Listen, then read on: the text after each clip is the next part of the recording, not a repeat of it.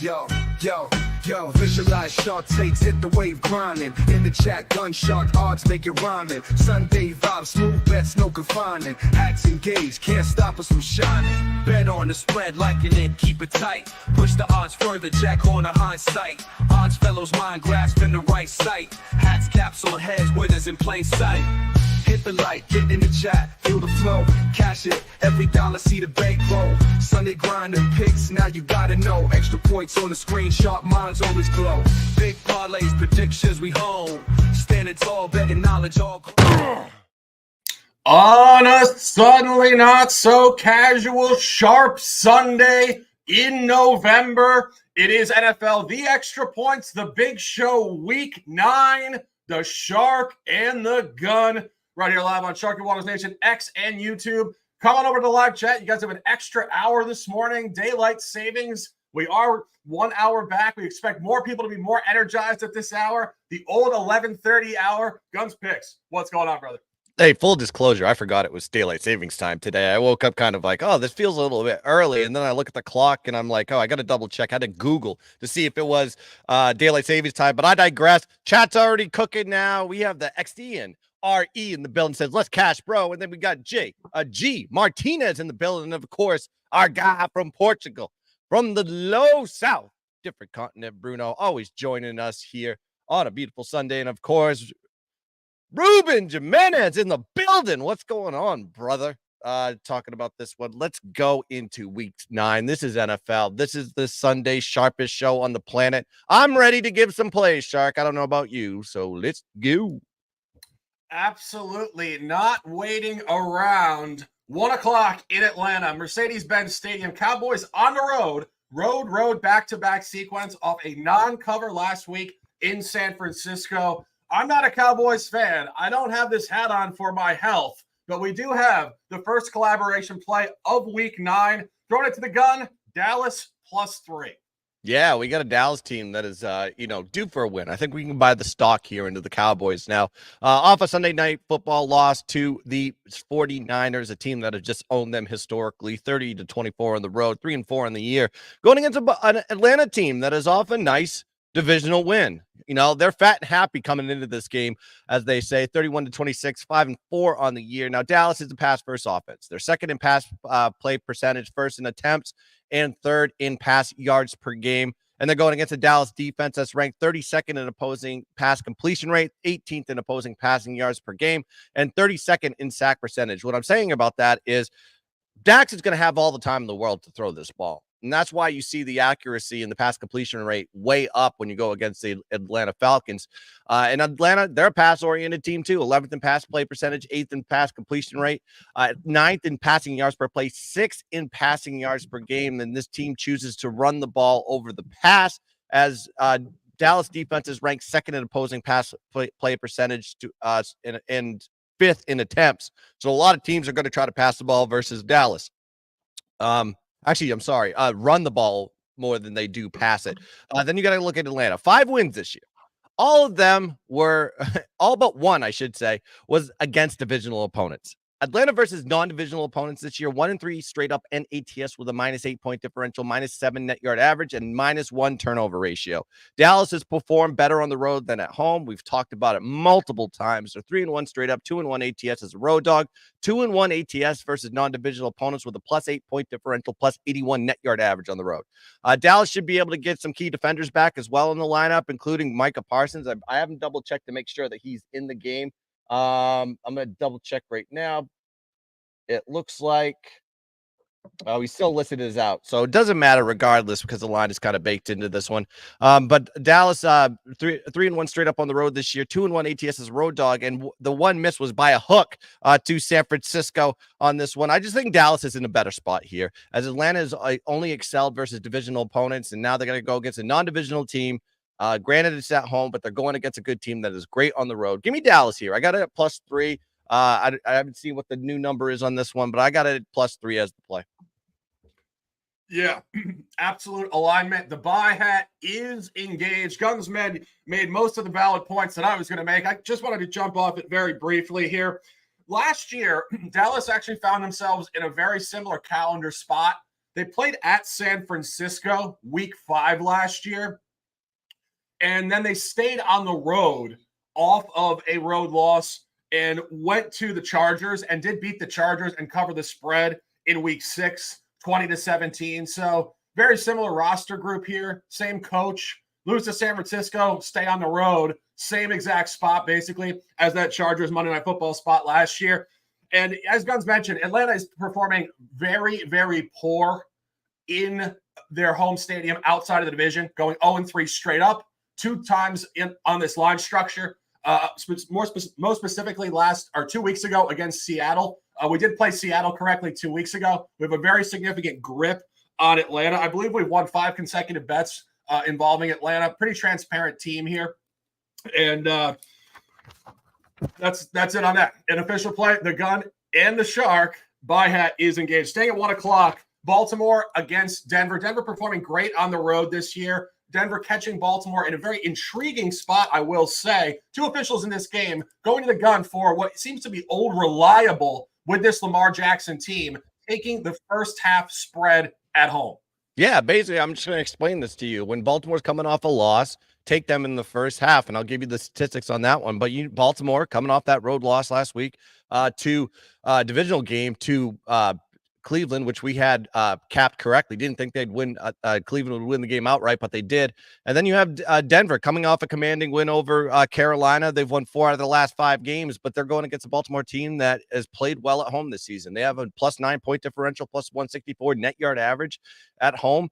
Going against a Denver team that is 5-3 on the year, but I question their wins. We're talking about Tampa. That was an impressive win. I'll give them that. But where Tampa was coming from was their underperformance of out-of-conference play, and they were coming off that big win versus Detroit from the week prior on the road. So a little bit of a flat spot there for the Bucs. Then they beat the Jets. Now, the Jets at that time, or even currently right now, are kind of on the low right now. They only won by 1 point, but they had a -62 net yard average in that game. And that's a 3-6 team. Then you got to look at they played the Raiders. They're 27th overall in DVOA. Then they played the New Orleans Saints without Derek Carr. And then they played Carolina last week, one of the worst, if not the worst team in the NFL. And they've faced the 29th toughest schedule so far this season. So 5 wins. It's a little bit suspect, a little bit asterisk-ish there. Then you have Baltimore's defense. They've been good. They've been gashed in the pass game, but Denver is not a passing team. So that's a good sign for them there. They're 23rd in pass completion rate, 28th in passing yards per play, and 27th in passing yards per game. But Baltimore is 5-1 ATS off a loss in 2003 and have dominated since 2003 and have dominated in first half windows in those spots. Baltimore has outscored opponents in the first half 100-38 by leading by an average margin of 10.3 points per game. That is them coming off a loss. Next game, first half. Those are the numbers from them dating back to 2023. And the line is weighted to the first half. I got it at 5.5. It's now 6.5. The line right now is the full game is 9.5 right now. So a humongous weight is on the first half, which is giving you a high indicator that you're going to be seeing Baltimore coming out swinging first half. This is a good bounce back spot versus a Denver team that, quite frankly, is fool's gold to me. Give me Baltimore here, -5.5, first half as the play. Staying in this game, Prop Gun is engaged on this suddenly not so casual November Sunday. Looking at Javonte Williams in the prop market, under 34.5 rush yards. Yeah, when we go into this play too, it kind of plays into the story of the game. So you have Baltimore here. They has the best rush defense in the league. If you look at their statistics, they only give up 3.3 yards per carry and 69.9 yards rush per game. And also Baltimore is ranked 2nd in opposing rush play percentage and 1st in opposing rush attempts per game. So don't expect a lot of running here from this Denver team. They're going to try to expose them in the passing game, which is Baltimore's weak spot this season. And then you got to look at Javonte Williams' rush averages, right? 11.25 rush attempts per game, 3.8 yards per carry, and 43.1 rush yards per game. But the rush total here that is set by, you go to multiple books, 33.5, 34.5 are on the board for his rush yards. That is 9 to 10 yards below his season average, which is a high indicator. You're probably not going to see a lot of production here from Javonte Williams in the ground game, maybe more so in the passing game. So, yeah, I like the under rush yards here for Javonte Williams, under 34.5 rush yards. Yeah, I wouldn't disagree there. Obviously, Baltimore, very good in the run defensive game. Switching hats, multiple bye hats this week in the NFC East. And we're taking the Commanders on the road in MetLife. Got this early week. That's why you follow and have notifications on X. Got the line at -3, -4 now. I'm not worried about it. I think margin is coming in this game. And you really look at where Washington is here. 6-2 straight up, 6-2 ATS. If they win, they cover. It's that simple. And this is really a well-coached team. Jaden Daniels far above expectations at this point in his career, coming off one of the most epic wins you'll ever see last week. Hail Mary deflected up at the buzzer to beat Chicago, but I don't think that's a letdown coming off that. It's a high. I think they stay the course and stay sustainably moving up here. Their only non-covers of the year were situationally road as underdogs at Tampa in week 1, +3.5 non-cover, and at Baltimore in week 6, +6.5 non-cover, 30-23. So when they're favored, they perform very, very well. Giants on the other side of this game, very poor. Daniel Jones looks like one of the worst contracts in sports. Brian Daboll clearly does not like this guy. He did not draft him. He inherited him. He can't wait to get rid of him. The Giants are 0-4 ATS at home. The Giants are also in a terrible calendar spot. They just played Monday Night Football at Pittsburgh, so you get a short week. You got your ass kicked in Pittsburgh physically, and then after this game, they have to travel to Germany to play Carolina next week. Classic look-ahead game to traveling overseas, which is usually a fade for any team, let alone this mediocre Giants team. Giants are also 0-3 straight up in the division. They're 0-3 ATS in the division. They may have covered if you got 5.5 against Dallas, but we had 4.5, so we'll say they're 0-3. They're 0-2 ATS in the division at home. And the only time they were on this line structure at home in the division, it was week 7 against Philadelphia, +3.5, and they lost 28-3 and got absolutely dominated in that game. Only had 119 yards of offense in that game. And this is the second matchup of the year, so we do get divisional line functionality here. Week 2, Giants did play at Washington and lose by 3 points. Washington was -1.5. Key point in that game, Washington only scored 21 points, kicked 6 field goals inside of 33 yards. That is very difficult to do, to be down deep that many times and not convert touchdowns. I think their offensive scheme, and I think Jaden Daniels has improved since week 2. I think that's why the line is so strong here. 1.5 at home for neutral weighting. This should be Giants favored at home, not a heavier line on the road for Washington. This opened at -3 Washington, and this does suggest Washington by 8 points. Buy it, live it, love it, and let's dominate. Staying at 1 o'clock, more divisional football, Saints at Panthers. I have a total in this game. I will throw it to the gun first, a prop, Chase Brown over rush yards. Yeah, I think this is going to be a big day for Chase Brown here. Just want to make a shout out to the chat because Justin McKeevy says he likes the Malik Neighbors over on his receiving today. We shall see if that comes to fruition. And of course, Dave says it best here. Picks from Dave says, like and subscribe and share for support these guys. That's what we ask you to do. We give this information for the low price of $0.00. You need to support this. All you have to do is hit the thumbs up button, hit the subscribe button on the Guns Picks channel and the Shark and Waters Nation channel, wherever you're going to be watching this, and follow us on X.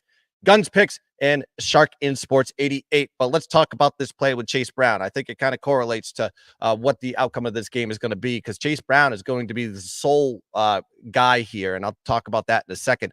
We got the Raiders rush defense. They're ranked 21st in opposing rush play percentage, 20th in opposing rush yards per carry, 11th in opposing rush attempts per game, and Chase Brown is going to get a lot of opportunities today. You know why? Because no Zach Moss in the lineup. Zach Moss was splitting carries with Chase Brown in the offense, and now it's going to be basically all, if not most, of the attempts are going to come from Chase Brown today. And then you got to look at his averages and compare them to what the number is set on the books.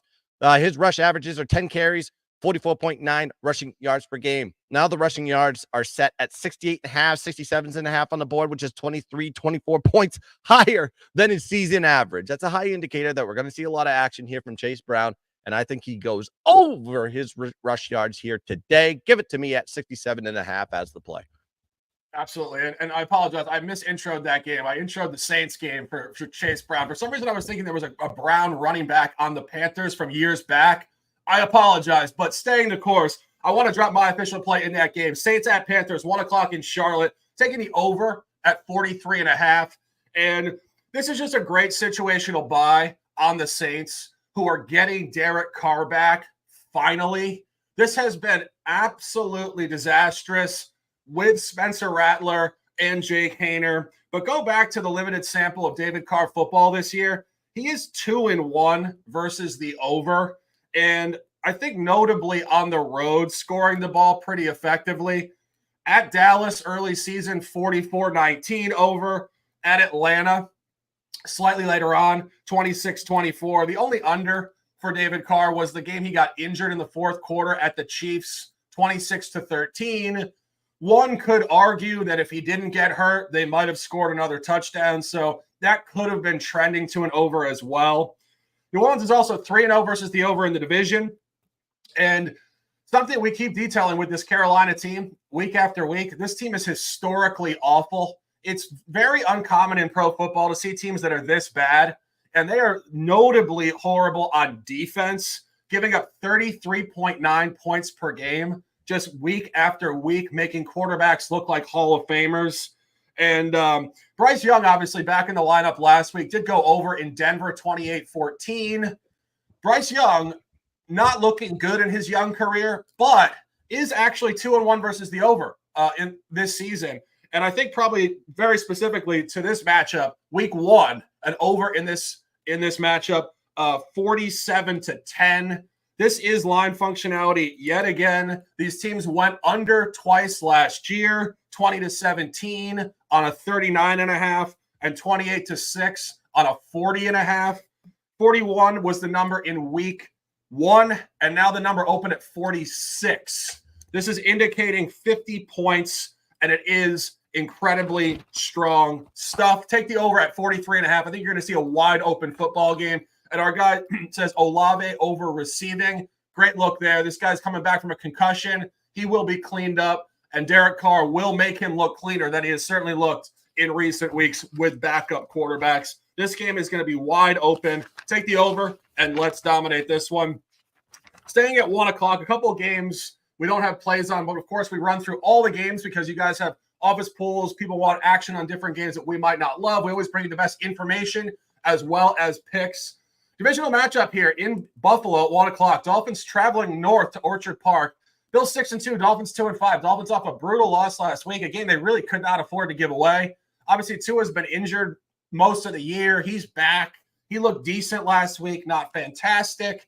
Josh Allen has really reverted back to his A-list sell from a couple years ago. Buffalo laying a pretty heavy -6 here. Does indicate Buffalo would be the numerical side of the game. I think it could be tight, however. You get the revenge game of the division, and you ultimately do get a buy low on Miami, who will improve, you would think, off this 2-5 sample. Guns, any thoughts on this game? I think I agree with you. My sentiment was like, okay, because let me see if I could find an angle to get to Buffalo. I think that was my lean initially, and I thought it was going to be official. It's not going to be official for me on this one. But when you look at this one, you have Miami getting back to square one, getting Tua back in the lineup. Of course, getting that loss last week, 28-27 to Arizona. Buffalo just kind of on a little bit of a tear. They're 6-2 on the year, and they've won 3 in a row. But I think what it's going to play in here too is what Buffalo wants to do is strength is running the ball. They're going against a Miami team that is ranked 28th in opposing rush play percentage, and so a lot of teams try to run on this Miami team for the sole reason of Miami's pass defense is top 5 in the league. So don't expect a lot of passing in this game, in my opinion. Last time these two teams met, you said it, the line functionality is pretty absurd on this one. Buffalo was a 2.5-point dog last time, and now they're sitting here as a 6.5 point favorite. And of course, Baltimore does own the history as far as straight up is concerned, not in ATS, 11 out of the last 12. Buffalo has won. I always like to look at a little ref trend here and there, and I found one here with Trey Blake. In division games, the home team is 7-1 straight up, 6-2 ATS when he's the head referee. So it tells you that's probably a Baltimore spot. And Baltimore's 1-6 on the year. Now, granted, a lot of that was, no Tua because they lost him in the Buffalo game last time the two teams played. But 3-0 to the over too for Buffalo at home. The same number, though, by the way, the total is at 49.5, which it was last time. That did go under, but understand that my Tua was knocked out of the game. If I had two leans on this one, I'd probably say Buffalo, and I'd say the over on this one. I think they could probably score a lot of points in this position, especially seems like every time they play in Orchard Park, it's usually a high scoring affair. So bigger lean to the over, and I lean Buffalo. Yeah, I like the over. Probably the best look in this game. As I said, I think the ATS side is probably sharp. I do see this more often than not ending on 7 or 6 at final. But you go back to that week 2 game, Thursday Night Football. That game did go under 31-10, but it was a very fortunate under. When Tua got hurt, it looked like Miami was about to score points. You guys remember he got a concussion right down by the goal line on a run play. So they were about to score there. And then obviously the backup quarterback situation for Miami, not advantageous at all. So I think that game was pacing to an over and got outliered. And now, as Guns mentioned, recent history, these teams playing in Orchard Park. I believe last year Buffalo scored over 40 points on them in Orchard Park. So I think the over is probably the best look in this game. So take the over if you want action in this one, and let's dominate. Third buy hat of the 1 o'clock slate. This one seems to be old reliable as well. Early season Chargers buy zone continues here in the Jim Harbaugh era. And taking the Chargers on the road in Cleveland on the money line. I did get that at minus 125. It's anywhere between 115 and 125 across all domestic books here. And I think this is a great spot to continue to buy low on the Chargers. Chargers are 4-3 straight up, 5-2 ATS. Key point, though, 4-0 ATS as a favorite in the market at open. If they've opened as a favorite, they have performed very well. Margin covers against Vegas, Carolina, Denver, and New Orleans. Truthfully, not even close as an opening favorite. And I was going through their losses. These losses, they could have probably won all 3 of their losses. The game at Pittsburgh, if Herbert didn't get hurt, I think they probably beat Pittsburgh. The Kansas City game was a late touchdown by Kansas City. Kansas City didn't cover the spread 17-10. And then the game at Arizona on Monday Night Football a couple of weeks ago, Arizona fumbled the ball at the 1-yard line out of the end zone, and there was a very sketchy penalty on the final drive to prolong Arizona's drive and give them a game-winning field goal. So I honestly think that the Chargers could be 6-1. They probably could have and should have beaten Pittsburgh under normal circumstances, and they probably should have beaten Arizona. So you're getting a nice buy low on a very good team. And, of course, as we detail every week, Jim Harbaugh has quickly taken the Brandon Staley product and flipped it from mediocre to really top level. And you look at the Cleveland side of this game. Obviously, Guns correctly bought Cleveland last week against Baltimore. But now I think this is where you sell. I think this is where they caught Baltimore in a tough spot last week. Baltimore at that time was 5-0 ATS coming to the game. They were too hot. And you got the initial bump of the Jameis Winston energy. The guy unequivocally is a great leader. He's very spiritual, which is, a connective point.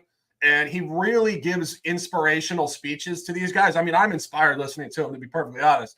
But I think off of that game, which was more of a fade of Baltimore and that initial bump, now he gets to go up against the Chargers defense, who are elite, with Jim Harbaugh leading the way. And I think that the way Jameis plays, he's a little loose with the ball. He's definitely a gunslinger. I think you're going to see multiple interceptions today. And I think ultimately the Chargers defense will lock him in. And I think the Cleveland bump from last week is unsustainable. And final point on this game, these teams haven't played in 2 years. They did play October 9th, 2022, also in Cleveland. That was Justin Herbert versus Jacoby Brissett at that point in time. Chargers did win the game in Cleveland, 30-28. Key point, though, Cleveland was favored in that game, -1.5. And now this flips to the Chargers at open. Strong stuff here. We have the Chargers to win this game on average by 8 points. Let's dominate. Keeping it at 1 o'clock here. Really a grease fire game. I think Guns has the hat on. That is because he is a fan, not because he's looking for action in this particular game. 1 o'clock, Fox Sports. I'm not entirely sure why Fox is covering AFC. We said that last week, but nonetheless, they are. Patriots 2-6, Titans 1-6. This is by far the biggest grease fire game on the schedule this week. Guns, any thoughts on this game? I mean, if there's any lean to this one, it's not the Patriots. That's what I'll say to you on this one. I think this is more like a Tennessee spot than anything. Tennessee just desperate and hungry for a win right now, right? There's 1-6 on the year. Then you have the New England Patriots beating the Jets in their last game, 25-22, minus 88 net yards in that game. And I don't know how they won that game, to be honest with you. Their offense is poor. 248 yards in that game. And I don't think Drake May is going to be playing today. I think it's going to be Jacoby Brissett one more time. But you got to trust Mason Rudolph. You got to trust that running game. They're going on the road. It seems like the sharp angle that I'm seeing, like a lot of respected people are leaning on the Tennessee side in this game, and I can't disagree with them there. I'm not playing it officially, obviously, because Tennessee is that much of a dumpster fire for me to even pick them as a favorite. So yeah, I would probably lean towards the Tennessee side, but it's no official play for me. Yeah, I mean, this is very difficult stuff. Do we know who the starting quarterback is for the Titans today? It's Mason Rudolph.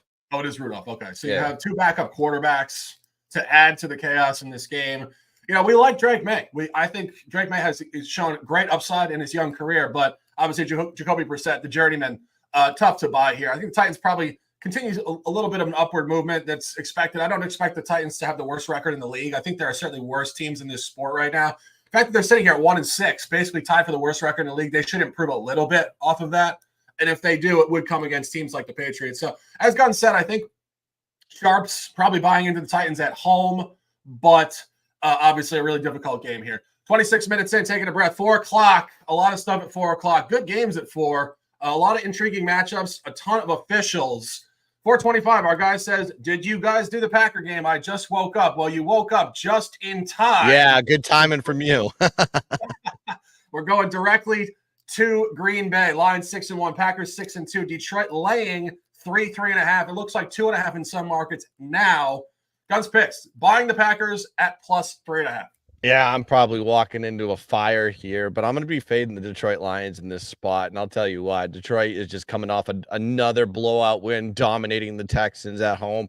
They're 6-1 on the year. They're going against a Green Bay team that's coming off a road win themselves against Jacksonville, and they're 6-2 on the year. So Detroit's offense secret has been their ability to run the ball and sprinkle in the pass exponentially. So you look at this team, they're ranked 6th in rushing play percentage, 5th in rushing yards per carry, 6th in rushing yards per game. They're ranked 27th in pass play percentage, 1st in pass completion rate. And the reason why they're so good at pass completion rate, because they run the ball so well and they don't have a lot of passing attempts. And when they do pass the ball, it's because most teams are loading the box to stop the run, and they get caught with the play action, and Goff hits his targets. Green Bay defense, though, very good against the run this season. Their opposing yards per carry is ranked 8th. They're ranked 10th in opposing yards per game. So this is going to be a little bit step up in class as far as the rush defense is concerned that Detroit has seen all season. And the concerns at the quarterback, I think we've alleviated that because it looks like Jordan Love is going to play in this game. But regardless, I didn't care about that because I thought Malik Willis was a suitable backup for them. He's been doing every time he stepped into the game, he's played very well. And while Jordan Love is the guy for this team, I think they would have been good either direction, but it looks like Jordan Love is going to play in this game. And for Detroit, you have to understand the situation for them. This is the first time this season that they have not played in a dome or in a turf environment. This is the first time they have to go outdoors in the grass. There's got to be some weird, odd adjustment there that they're probably not going to be equipped to handle in this situation. But we shall see if that comes to fruition. But let's talk. Green Bay is also 4-1 ATS as a home dog since 2023, so they love to be the dog, especially at home. It's just a good spot for Green Bay, playing a divisional rivalry with a good run defense, good at defending the pass, too, at home. They've done very well statistically in that category as well. Detroit has shown some vulnerabilities in the past versus divisional opponents. So I think this is an opportunity to be jumping on Green Bay. I got it at 3.5. I'm seeing 2.5s on the board, 3. So shop around, go find the key number 3, because I got it early in the week, and I'm just going to go with my number on this pick. Give me Green Bay plus 3.5 as the play. Yeah, it looks like it's 2.5 everywhere now. So I saw a couple 3s. There's a couple. Not anymore. Not anymore. Oh, yeah, it did drop. Okay. Yeah, there was like 1 3 left on the board, and that is gone. So, yeah, you're at 2.5. Yep. Yeah, so it's definitely sharp movement. I think the public is certainly not buying the Packers against the Lions. So I think Gunn's obviously on the right side there. If you guys want to get it at 3, obviously you probably have to pay a little juice there. But most of these 2.5s I'm seeing are actually underpriced, plus 100, minus 104, 105. So do what you got to do, basically. Next play, taking the over, Bears at the Cardinals, 4 o'clock here in Arizona, taking the over at 44.5. And this is a very, very good over to buy here in Arizona today.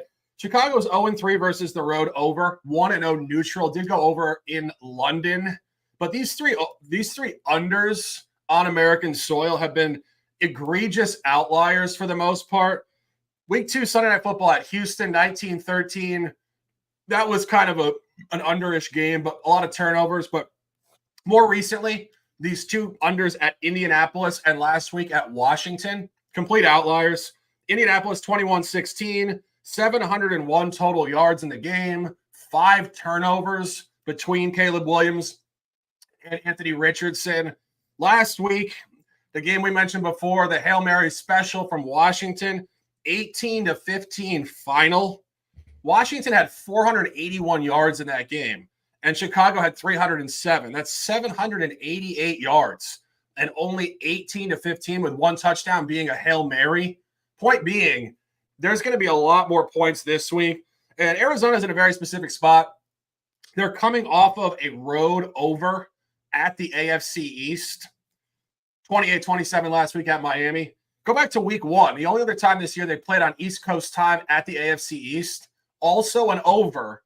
Also scoring exactly 28 points at Buffalo. Came back in week 2 against the Rams and scored the ball at will. 41-10 over. So it seems to be a momentum they carry coming from a good offensive effort on East Coast time. They come home and they will score. And Arizona this year at home has had a couple unders, but I think they're very situational. They went under against the Chargers. As I mentioned, the Chargers defense is excellent, so that makes complete sense. Even in that game, there were 721 yards, however. So despite the quality of the Chargers defense, the game probably still could have gone over. And then a game against Detroit that went under at home, 20-13. Key point there, the score at the half was 20-10, trending to a 60-point final. 3 points in the second half.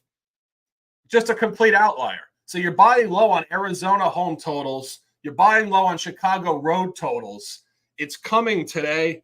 And final point on this, these teams did play last year. It was Christmas Eve, actually, 12-24-23. Arizona at Chicago, 27-16 final, over 42. So they did go over last year. And these offenses are better this year. And the books are agreeing with that, moving the line up from 42 to 46 at open, also suggesting 50 points in this game. I think you're going to see a classic here. I think there's going to be a lot of back and forth, a lot of offense. And one final point on this. When Kyler Murray played Jaden Daniels at home, the game did go over 42-14. It's ex-Heisman Trophy winners squaring off against each other. It's going to be a big-time game. They're going to want a shot. So I think you're going to see a lot of points here. Guns, did you have any comments on this game in terms of the side or anything? Yeah, I lean towards the Arizona side, I think, on this one. It's just on the sheer fact that Chicago kind of regresses on the road. They're 0-3 straight up ATS on the road. All is a dog, by the way. And their defense regresses on the road. So I think that correlates to your over there. They gave up 344 yards per game, 229 in the passing game, and that kind of plays good what Kyler Murray wants to do. He wants to scramble around, he wants to create, and he wants to throw passes. And I'm a little bit hesitant here with Chicago as far as how they perform this season. I know they're 4-3 on the year, but who they beaten? Tennessee's 1-6. They faced the Rams when the Rams were just banged up and didn't have any weapons. Then they faced Carolina. That was a win for them. They're 1-7. Then Jacksonville, know how bad they are. They're ranked 29th in the league, 2-6. So they actually had a weaker schedule than what I mentioned with Denver, the 31st toughest schedule so far this season. So yeah, I lean towards the Arizona side, getting back home, where they, if you know that 4-4 record, they've faced a very tough schedule to get there. I think it's ranked 13th toughest in the power ratings, and they faced their losses were Buffalo, who's ranked 2nd, Detroit, who's ranked 1st, Washington, that's ranked 12th, and Green Bay, that's ranked 5th. So I think this is a good spot here because you're going against a Chicago team that's listed in the middle in the power rankings. So if there's a lean on this one, I think you just pick Arizona straight up to win the game. Yeah, I would tend to agree with that. And I think it's kind of just about time Arizona started to win more consistently. Before last week, they hadn't won consecutive games in, I believe, 3 years or something. So they were just constantly flip-flopping wins and losses. Mhm. And, we've said this numerous times. We like this coach, Jonathan Gannon. Kyler Murray, obviously a bit enigmatic, probably not the best leader, but still a very talented player, incredible running the ball outside of the pocket. So for him to have not won consecutive games for 3 years was very outlier. So I would expect continued upward momentum there. I think psychologically, tough spot for the Bears here. Should have won the game last week at the final point. You get walked off with a Hail Mary, and it really is psychology. When you leave a pretty good effort on the table in Washington and get walked off like that, it's more demoralizing than a bounce back. It will make you flat the next week, more so than angry and really rejuvenated. There's a term for that, Shark. It's called losing the same game twice. Basically, yeah. Yep.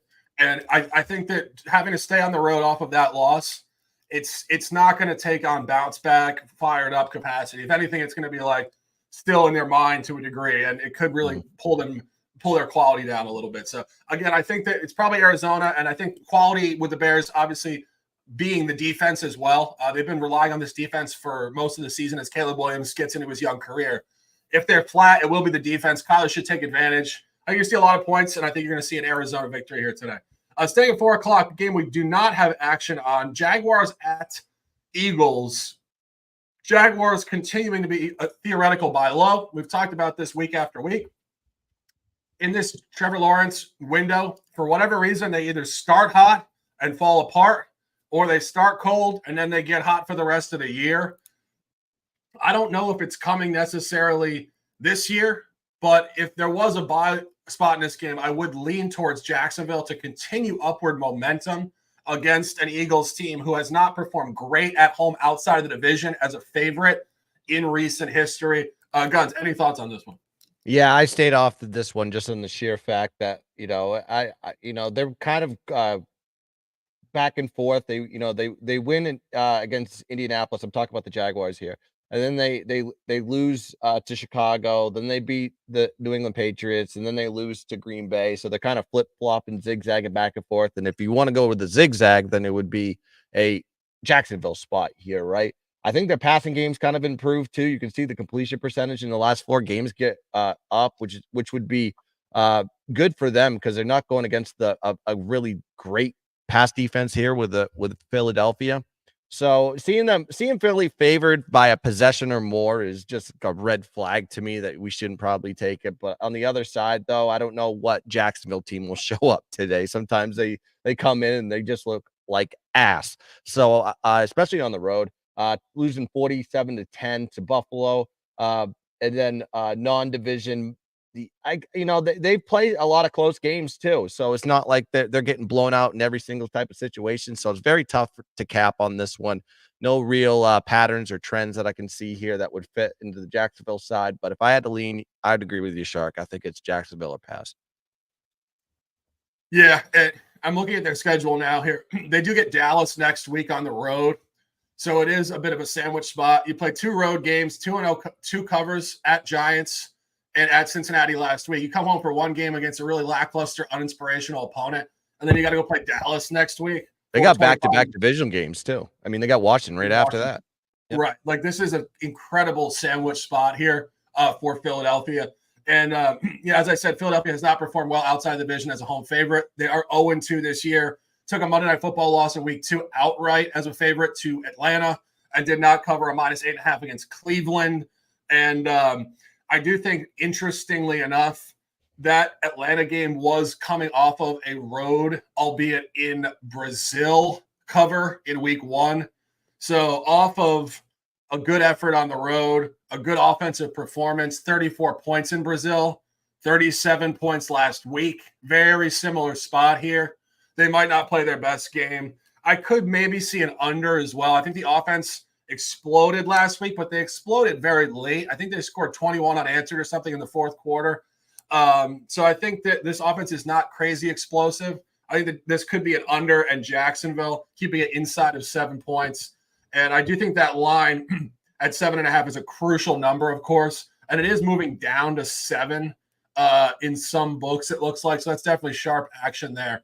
I think we would probably advise you guys take Jacksonville. It probably will be closer than people would like to think. I would say this though. Shop around for the 7.5. There's still 7.5s on the board. DraftKings has a 7.5. South Point has a 7.5. So there is 6.5s on the open, but everything's around 7.5. So try to get it over the key number 7 if you're going to take Jacksonville. Yeah, absolutely. And staying at 425 here, Rams at Seahawks. A lot going on in this game. Really interesting stuff here. I think this is going to be a very good game. I think we're going to see a back and forth affair here. Guns has an official on the side. I have the over. Guns picks Rams -120. Yeah, I think this is going to be a nice little divisional spot here for the Rams. You know, Rams coming off back-to-back wins, kind of heating up a little bit, especially that Thursday night football win over Minnesota. So they come in with some extra rest as well coming into this game. But they're going against a Seattle team that's kind of on a skid right now, right? So they've lost 4 out of the last 5 games, including getting waxed by Buffalo last week. And then Seattle plays better on the road than they do at home. That's kind of been their MO all year. At home this season, they're 2-3 straight up, 1-4 ATS, -37 net yard average, and -3 point differential at home. Then you got to look at the Rams. Hasn't been on the road since week 4. But they are 0-3 straight up in ATS on the road. But that was during the time where this team had no weapons. They were banged up. They're hurt. Now this team's getting exceptionally healthy. They're getting their weapons back. They got Puka Nacua back. They got Cooper Kupp back. So take that with a little bit of grain of salt when you're looking at the trends with Rams on the road. Rams are familiar with a defensive scheme in this matchup too, because Seattle head coach Mike Macdonald, former DC from Baltimore. And guess what? The Rams played Baltimore last year, and this is the numbers that they put up. Rams put up 37 points, 410 yards of total offense. Stafford threw for 23 for 41, 294 passing yards, 3 touchdowns, no INTs. Baltimore defensive personnel, and also key point on this one, Mike Macdonald was running that defense, but he's doing it with a personnel that is weaker than the Baltimore defense that Stafford played last year. So scheme-wise, it kind of works into what Stafford likes to do offensively. And then you got to look at the matchup. 9-2 ATS versus Seattle since 2019, the Rams are. Some teams just own other teams. We mentioned it with Buffalo, and we have another situation here with Seattle with the Rams. And then the Rams are good inside the division too. 7-2-1 ATS going back their last 10 divisional games. Rams are just on a come up. They're getting healthy. They're playing good ball. You saw it last week, what they're able to do when they're virtually at full strength. And then you got to look at what's the numbers that Seattle gives up here too. They gave up 29, 36, 31 in 3 out of the last 4 home games. So they give up a lot of points too. So maybe even taking a look at the team total over here for the Rams. I think that's probably something I would do as well here, but I'm going to play the side on this game. Give me Rams money line -120 as the play. Yeah, I think you just described all the reasons why you should be taking the over in the game too. That's right. I helped you. I was his little assists. Oh yeah. My official over 48 here. And as Guns mentioned, this is both sides of this game, and it's really a nice buy low on both sides of the game. Seattle's 5-3 versus the over this year. Started 5-1, actually 0-2 last 2. So I think it's a very nice buy. And I think it's a very nice buy low on Seattle's offense, specifically coming off of a real dud last week against Buffalo, 31-10. And as Guns mentioned, this defense has been a sieve in recent history, giving up 30.4 points per game in the last 5 weeks. And I think this style of offense they're running is really Geno Smith just slinging the rock. And they have a good run game, and I think it's going to be wide open. And I think it's going to be a nice buy low on the Rams as well in terms of their totals. The Rams are 3-4 versus the over. They're 1-3 last 4, so that's a very nice buy low there. But it's because they were injured. Puka Nacua came back last week. He looked like he didn't miss a step. Caught, 3 or 4 balls on the opening drive, I believe. Yep. And, of course, Cooper Kupp is back too. And as you said, the Rams are a bye team. I've been trying to figure out the psychology of the Rams. I mean, McVay had suggested he wanted to retire last year. Aaron Donald did retire. But it seems like they found some new momentum and a new beginning, if you will. And I think if you look at how the Rams have played in the division this year as well, they have scored more in the division. Talked about the game before at Arizona week 2, 41-10, gave up 41 points to Kyler Murray. That was an over 47.5. And the game against San Francisco at home in week 3, 27-24, over 44.5. And if you go through these matchups last year in terms of the line functionality here in the division, week 1 last year, 30-13 under 44.5. Books kept the line low at 44.5, 44. It went even further under. 17-16 Rams, week 11 last year. That was the last time these teams played. So now from a 44.5, this opens up at 48.5. And this is graded to go right around 53 points this afternoon. So the gun on the Rams to continue their upward momentum on the money line, minus 120. And my official, over 48 for 1 unit. Going 8 o'clock here, pacing up on this show this week. Anthony Latino will be back next week for the rest of the season, so we're doing a 3-way. We might get our guy Sean Green on here 1 week. We're trying to figure that out as well. 8 o'clock, very interesting game here. A lot of psychology in this game. A lot of unique stuff happened last week with Anthony Richardson tapping out on the field. I don't think we've ever seen that, at least I can't recall, in my time watching pro football over the last 30-plus years. He's now benched. I don't know if that's going to be benched for 1 week to send a message or if they're actually making this a permanent thing with Joe Flacco. But regardless, not the look you want to have for Anthony Richardson tapping out of the game. Vikings come in here off 2 straight losses. Last week, it was a loss against the Rams on the road in prime time. The previous week, a tight one at home, really a coin flip to the Lions. I think inherently you want to buy low on the Vikings. I think the Vikings were representative in both of those losses. As I said, they probably could have beaten the Lions if they got a couple first downs on the final drive, not giving the ball back, and got walked off by a field goal. And last week, a really sketchy non-call in the end zone on a face mask late. Just small window variance in pro football. But point being, they didn't look awful in either of those losses. I think they're inherently a very good team, very well coached with Kevin O'Connell, as we've discussed before. But the Colts are hard to figure out. I think they're also well coached with Shane Steichen. They're 4-4. They compete. Guns, any thoughts on this game? I haven't got there yet, and I have to put pen to paper on this game, but I'm seeing if I could find an alley to the over on this one, because of the sheer fact that, Richardson did tap out in that game, right? I mean, he basically goes to the sidelines and he goes, "Why are you going to the sidelines?" He says, "I'm tired." What, as a head coach, you go, "What? You're what?" You're going to the sideline during a key possession, driving down the field, and you just want to tap out of the game and say you're tired. That's pretty crazy. It's not like he ran a 60-yard run on that play either. It was just a little small walk up the field. But looking at this game, you got Minnesota back-to-back losses. Of course, those losses have merit. I mean, we're talking about a close one with Detroit, they had a big lead in that game at one point in the first half, and then they ended up letting this Detroit team come back in that game. And of course, the Rams last week, short week, coming off that deflating loss. It's kind of expected with a Rams team that we said is on the come up, and they got all their weapons back in there. The motivation was definitely on the Rams side in this game. Now you get to go back home where you play really good ball.